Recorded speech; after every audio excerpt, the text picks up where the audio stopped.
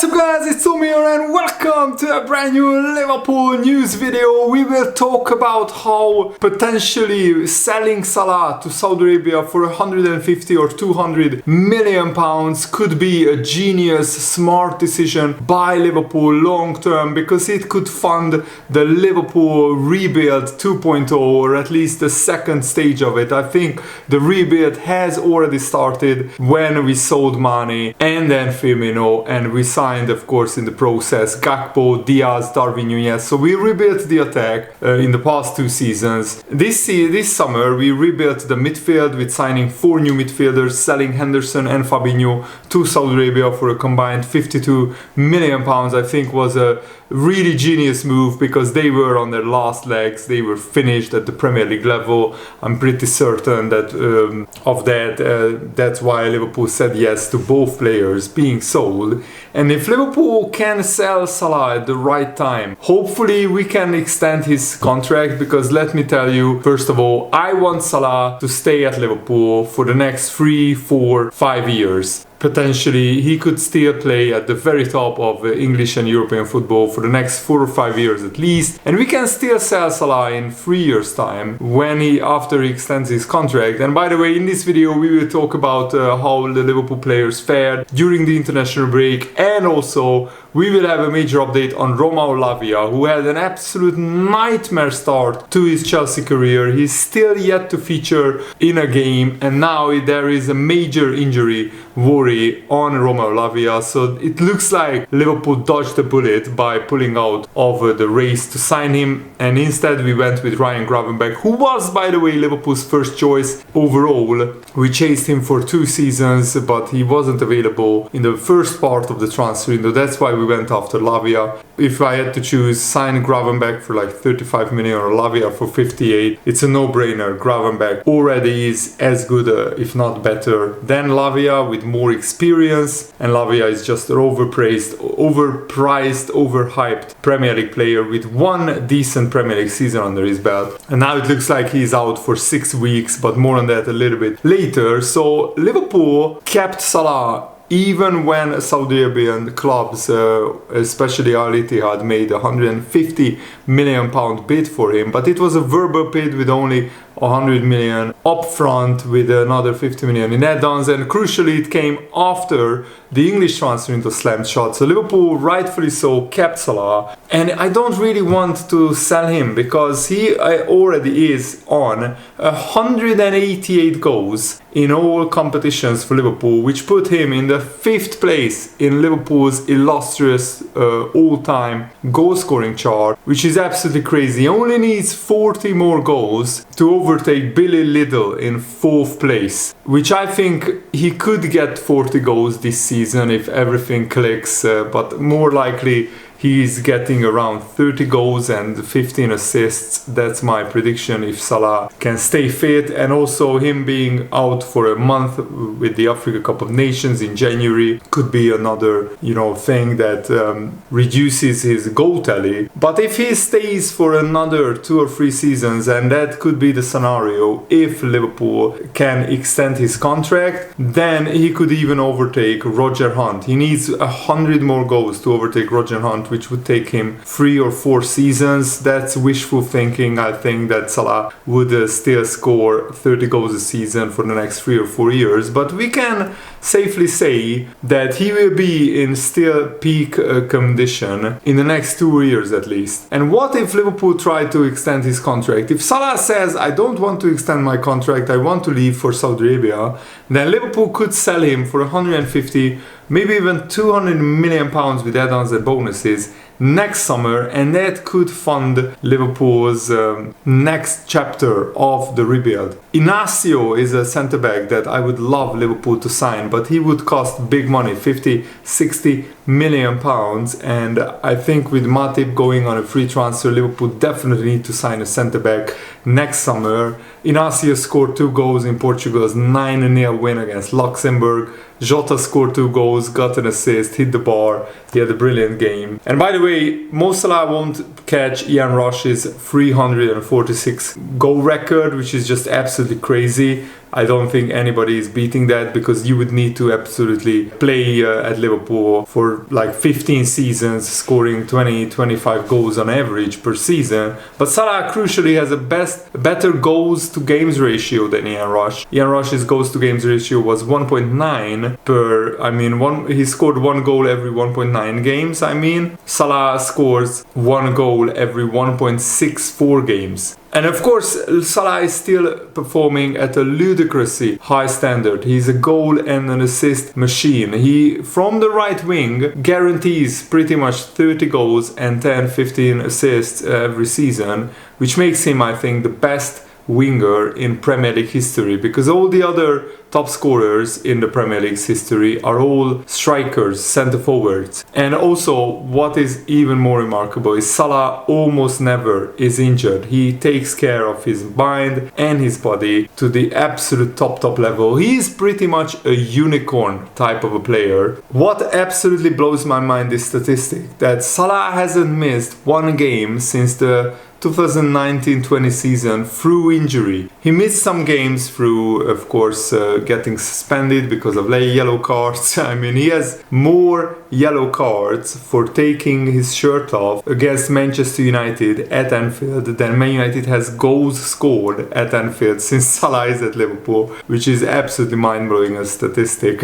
and a very funny statistic as well. He's still, he's 31 years old, so maybe his pace will start diminishing a little bit. But that's why he's now a better creator. That's why his assist numbers are up, because sometimes when he can't outsprint his defender, he realizes maybe I should pass, and he passes it to his teammate, who then scores a lot of these passes. And what you lose from Salah going in behind the defense, you gain in chance creation in front of the back line. And we have other brilliantly fast players like Darwin Núñez and Luis Diaz in the team who are entering their prime years. But you also have to take it into account that for Liverpool, and especially for our owners, FSG, it's a dream scenario to sell a player in his 30s who still only has like 1 year left on his contract for something crazy like 150 or 200 million pounds. It would be like Christmas and every single holiday wrapped into one for FSG. The problem is sometimes the owners only buy the right kind of player and not necessarily a player that improves a position that Liverpool need improving. For example, we didn't sign a centre-back in the summer transfer window, even though we had the whole summer to identify a player who could improve our backline. Maybe Liverpool thought, let's give Matip and Gomez one more season, and then we will reassess in January or next summer. But that's a dangerous situation, because if Konate is injury prone and he is already missing games this season through injury, Matip and Gomez are both the definition of injury prone players. So you basically have 3 injury prone players for 4 in the centre back positions. And yes, the money is available for if FSG want to spend it, because we paid 110 million for Moises Caicedo. But you also have to wonder, how much is Salah worth really to Liverpool, not just generally in the market? Because Liverpool, if Salah again scores 30 goals and gets 10-15 assists, and he doesn't want to sign a contract extension, pretty much Liverpool are forced to sell him. But how much is he worth to Liverpool when he's irreplaceable? I think at least 150 million should be the minimum price tag. It's not like Saudi Arabian clubs don't have the money to spend on that. And you also have to consider Salah still has another 4 or 5 years at the top of his game. So Saudi Arabia should pay at least 150, maybe even 200 million for Liverpool for Salah. If Saudi clubs want to buy Salah in January, that would cost 200 million minimum. Baseline fee, 200 million plus some add-ons. And Salah is worth it to the Saudi clubs, because he would be the face of Saudi Arabian Pro League. He would be like, he's the biggest icon in the Arabic world. He's a devout Muslim. He is already the biggest star and biggest legend in Egypt. And for the Saudi project, he's probably the number one priority player to sign. That's why I think his price should be £200 million. And we can't just simply replace Salah. That's not how it works. You can't replace his numbers, his goals, his assists, the overall impact on the team. He's a leader he leads by example, the way that he handles himself, how professional he is. He's an absolutely brilliant player. But you can strengthen other areas of the team. You should sign a young out-and-out right winger who can still score 10, 15 goals. But then you can distribute his goals throughout the team. Darwin Núñez picks up the goal scoring, Luis Diaz, Diogo Jota, even Gakpo, they can all chip in with goals. If Liverpool's 5 forwards score around 50-60 goals on average in between them in the Premier League, that's a good baseline, and then you can add goals from midfield, goals from defense, especially from right back Trent Alexander-Arnold. Van Dijk can score some goals. So you should distribute the goals around the team, but I think the crucial part is you have to continue this Liverpool rebuild and sign centre-backs who continue on when Matip leaves eventually, and also Van Dijk in 2 or 3 years he might have to leave as well. You should sign the next superstar centre-back, the next Virgil van Dijk, if you like. Virgil van Dijk is an absolutely brilliant centre-back, one of the best still in the world. But, Konate, Matip, Gomez, you need to phase out some of them, especially Matip. And I would actually sign 2 centre-backs next summer if Salah is sold with the Salah money, and maybe sell Gomez and Matip, depending on how Gomez does this season. If Gomez does brilliantly, then I would keep him, and I would sign a young centre-back and a more experienced centre-back as well, and rotate Konate with the experienced centre-back alongside Van Dijk. Of course, you have to rotate Van Dijk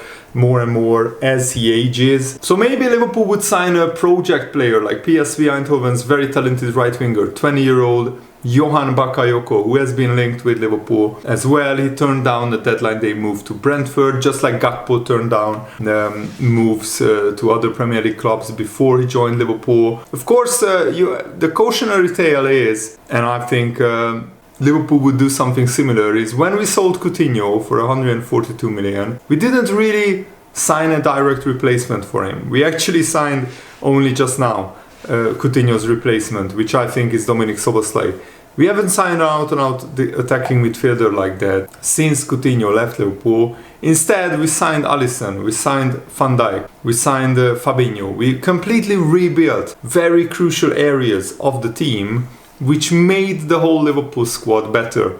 But I still think we relied too much on our strikers scoring goals, and we didn't have a Kevin De Bruyne type of player. Or look at Man City, how many goals they score from midfield. Foden, Bernardo Silva, Grealish, Kevin De Bruyne. They can all chip in with goals at any game. Gundogan even scored crucial goals, even though he's now with Barcelona. So Liverpool have to get more midfielders to score goals, and I think once Gravenberch or Endo fully is integrated into the Liverpool team, that will add license for Szoboszlai and McAllister to drive forward more and to get more goals and assists. Szoboszlai has already opened his account, he's already off the mark. If I was Liverpool, I would say to Saudi clubs, there is no chance we are selling Salah in January. Wait until next summer, wait for the whole season to finish, and then we can sell Salah to you for £200 million plus maybe a little bit of add-ons. But I would also ask Salah, how does he feel about a contract extension? Because if Salah again puts up another crazy season of 30 goals and 10-15 assists, then Liverpool should do everything to try and keep him at the club. And now let's talk about Romeo Lavia, because the Daily Mail is reporting that Lavia suffered a fresh ankle injury. He wasn't match fit after sitting out a number of Southampton games before he went to Chelsea, and then Chelsea didn't play him at all. But now it looks like he suffered an ankle injury in training on Thursday, and he had the scan the following day, and he could be out for as many as 6 weeks, which is a lot. And I think this has been an absolute disaster for Lavia, and I'm really happy about it, because there is no way Liverpool wanted to pay more than £50 million for Lavia. Otherwise, we would have paid the money if we were absolutely convinced that he's the right kind of player for Liverpool. And I understood Liverpool's hesitancy because nobody thought Lavia was worth 50 million at the start of the transfer window. But then prices got inflated so much by,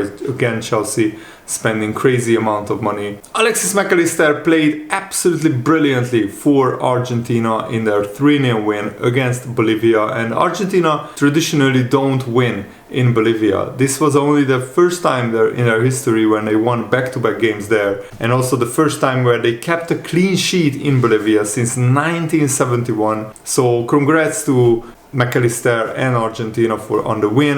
Mac Allister was absolutely brilliant. The Argentinian fans were waxing lyrical about his performance. Also, Darwin Núñez had a small muscle problem, so he couldn't really run and press as much as he would have liked. So the manager of Uruguay, Marcelo Bielsa, took him off at half-time. But sadly, Uruguay lost to Ecuador 2-1 after leading 1-0. I watched the highlights. It was a pretty even game, but Ecuador took their chances in the second half, even though Uruguay should have had a couple of penalties, I think, which Luis Suarez posted on his Twitter account asking what is going on. Luis Diaz also played 70 minutes in Colombia's 0-0 draw with Chile away from home. That's a pretty decent draw for Colombia after winning 1-0 in their first game in the World Cup qualifiers, so they still are yet to concede a goal. And Alisson also again was an unused substitute for Brazil, so Alisson didn't even play any minutes. So thankfully no fresh injury concerns for the Liverpool players during the international break. Also, Japan won 4-2 against Turkey, and Ando was a 64th minute substitute, so Ando didn't play a lot. Robertson captained Scotland in a 3-1 defeat to England. Robertson made a big mistake passing the ball to Jude Bellingham, which he scored from, but it was only a friendly, so we shouldn't make too much of a fuss about it. And Salah also captained Egypt in their 3-1 defeat to Tunisia. Salah played okay, but he was pretty much a one-man attack. Egypt didn't really play well, and Salah had some chances, but he couldn't score or get an assist. But overall, it went pretty well for Liverpool during this international break. Szoboszlai was the man of the match against the Czech Republic with a brilliant performance again, and I can't wait to watch Liverpool play again against Wolves on Saturday, so really looking forward to it. Thanks for watching, guys. Hope you enjoyed this video. Have a nice day. See you later. Goodbye.